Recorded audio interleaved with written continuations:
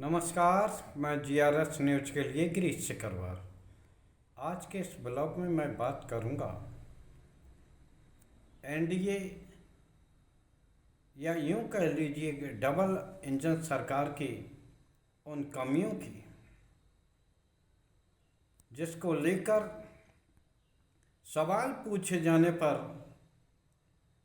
Double engine की सरकारें न सिर्फ मामले को भटकाने का प्रयास करती हैं बल्कि वो सवाल खड़ा करने वालों पर भी सवालिया निशान खड़ा कर देती हैं।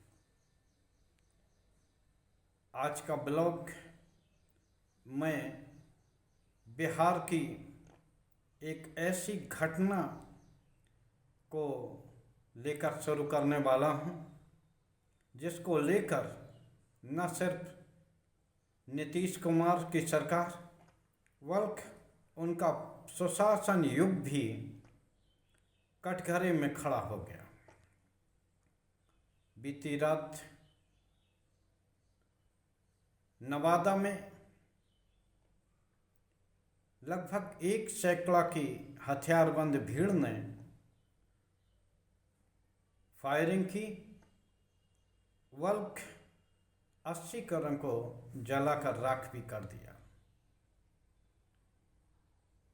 जिससे कि मवेशी और गृहस्थी के काम आने वाले सामान भी जलकर नष्ट हो गए। हालांकि अच्छी बात ये रही कि इससे कोई जनहानि नहीं हुई। घटना के पीछे का मुख्य कारण भूमि विवाद बताया जाता है। उस जगह पर 1.5-2 दशकों से महादलित वर्ग के परिवार रहते आए हैं, जिसको लेकर दलित जात के पासवान समाज के लोग उस भूमि पर अपना कब्जा बताते रहे और उस पर अपना दावा भी करते रहे। इस घटना को लेकर राजनीति होनी थी और राजनीति हुई, चूंकि बिहार में अगले वर्ष विधानसभा का आम चुनाव है, तो निश्चित तौर पर जो विपक्षी दल हैं उन्होंने न सिर्फ सरकार को घेरना शुरू किया बल्कि नीतीश के सुशासन पर भी सवाल खड़े किए। निश्चित तौर पर ये घटना सवालों के घेरे में तो है ही। आखिर क्या हुआ उस सुशासन का जिसके कसीदे न सिर्फ नीतीश कुमार बार बार पढ़ते थे। अब जब विपक्षी दलों ने घेरना शुरू किया तो सरकार हरकत में आई और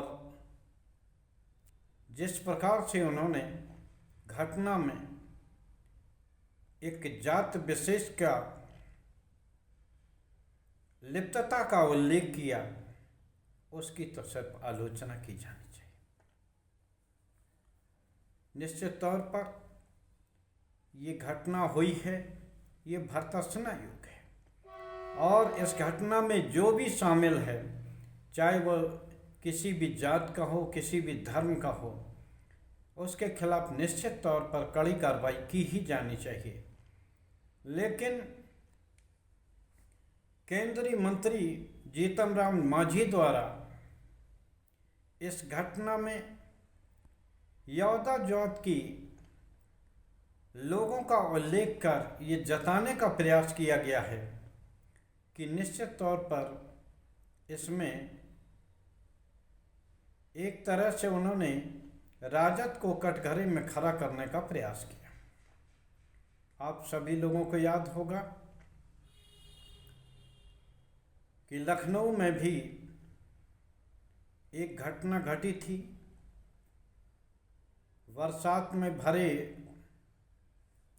पानी में जब स्थानीय लोग निकल रहे थे तो वहाँ हड़दंगियों ने न सिर्फ वहाँ जमकर हड़दंग काटा, बल्कि पानी उछाल उछाल कर उन्होंने यहाँ तक कि महिलाओं तक को भिगो दिया। चूँकि उत्तर प्रदेश में भी उपचुनाव का माहौल गर्म है, लिहाजा प्रदेश सरकार एक्शन में आई और उन्होंने मुख्यमंत्री योगी आदित्यनाथ ने विधानसभा में इस बात का उल्लेख किया कि घटना में यादव जाति के लोग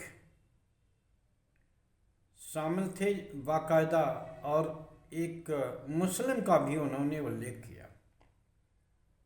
हालांकि बाद में उस घटना में जो गिरफ्तारी हुई उसमें न सिर्फ सवर्ण जात के लोग भी थे, पिछड़े वर्गों के लोग भी थे। लिहाजा ये कहने का मतलब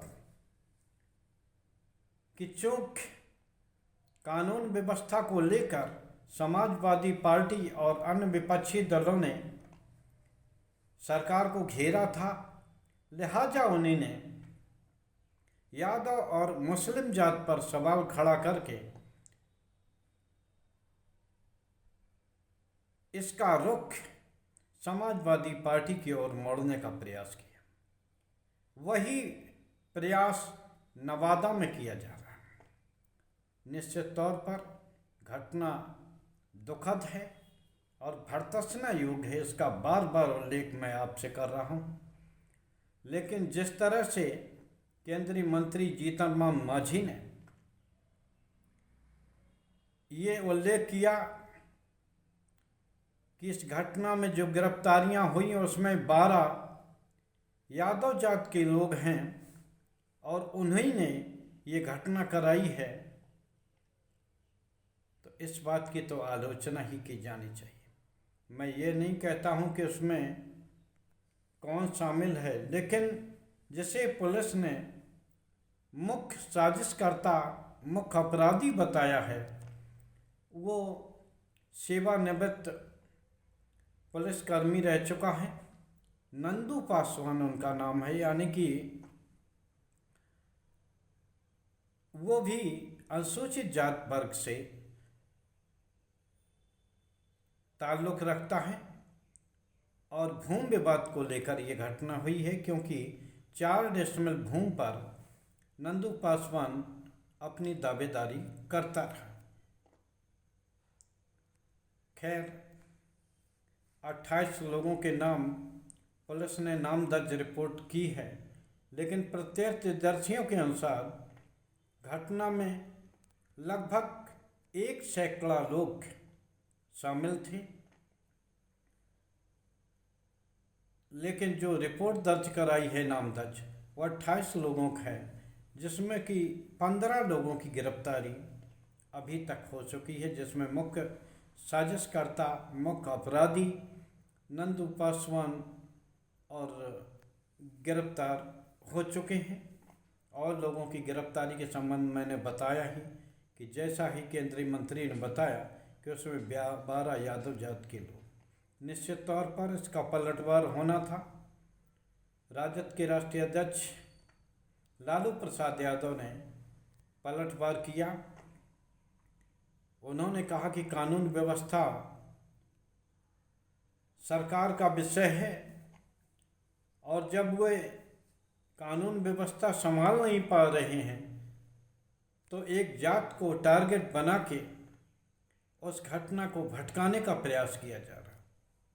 निश्चित तौर पर इस संबंध में कड़ी कार्रवाई होना ही चाहिए। जिन लोगों ने कमज़ोर वर्ग के लोगों के घर जलाए हैं, उनकी गृहस्थी को उजाड़ा है, उन पर इस तरह की कार्रवाई होनी चाहिए ताकि वो नज़ीर बने। लेकिन जिस प्रकार केंद्रीय मंत्री ने और भारतीय जनता पार्टी के प्रदेश अध्यक्ष दिलीप जायसवाल ने राष्ट्रीय जनता दल और अन्य विपक्षी पार्टियों को कटघरे में खड़ा करने की कोशिश की, उसकी भी निंदा की जानी चाहिए, क्योंकि सत्ता में आप हैं, सत्ता में एनडीए गठबंधन की सरकार है, यानी कि डबल इंजन की सरकार है बिहार में, तो सवाल भी डबल इंजन की सरकार से ही होगा और कटघरे में डबल इंजन की सरकार ही खड़ी की जाएगी। ऐसा नहीं हो सकता कि कानून व्यवस्था की पर सवाल किया जाए और घेरा जाए विपक्षी दलों को। निश्चित तौर पर राष्ट्रीय जनता दल के कार्यकाल में भी काफ़ी कानून व्यवस्था की स्थिति खराब रहा करती थी। जनता ने इसका बहुत ज़्यादा बदला भी लिया। करीब 15-17 साल से राजद अपने बल पर सत्ता में नहीं है। हालांकि पिछली बार गठबंधन के तहत लालू प्रसाद के पुत्र थे और उनकी पार्टी सरकार में सहयोगी रही है। तो यहाँ मेरा ये कहना था कि नवादा पे कड़ी कार्रवाई हो, लेकिन सरकार किसी जात का आड़ लेकर न तो अपने जिम्मेदारी से बचने का प्रयास करे और न ही घटना को घुमाने का प्रयास किए। सबसे मनोरंजक बात यह है कि अब ये बताया जा रहा है समाचार माध्यमों के जरिए कि उन्होंने घटना के समय जात सूचक गालियाँ और नारे भी लगाए जा रहे थे, यानी कि अब इसमें अनुसूचित जात जनजाति एक्ट भी संबंधित लोगों पर लगेगा। हालांकि जो मुख्य इसके साजिशकर्ता और अपराधी हैं वो खुद अनुसूचित जात के हैं, लिहाजा जो गैर अनुसूचित जात के लोग पकड़े जाएंगे उन पर यह कानून लागू होगा। तो यहाँ फिर से एक सवाल खड़ा होता है कि क्या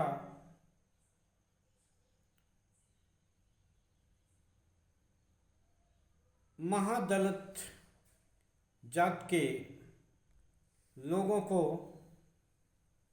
राहत देने के लिए जिस प्रकार का जाति गालियों वाला एंगल प्रयोग किया जा रहा है, क्या घटना में अन्य दलित जात के लोग फंसाए जाएंगे? हालांकि ये जांच का विषय है और निश्चित तौर पर जैसा कि मुख्यमंत्री ने आश्वासन दिया है कि कड़ी कार्रवाई होगी, बिहार के एडीजी कानून व्यवस्था घटना स्थल पर ही कैंप कर रहे हैं, तो माना जाना चाहिए कि निश्चित तौर पर कार्रवाई होगी। लेकिन जिस प्रकार केंद्रीय मंत्री और सरकार के मंत्री एक जात विशेष और राजद को टारगेट करने की कोशिश कर रहे हैं, वो संभवतः न तो लोकतंत्र के हित में है और न ही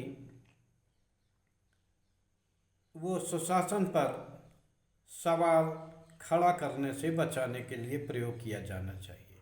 आज के ब्लॉग में बस इतना ही। जय हिंद, जय भारत।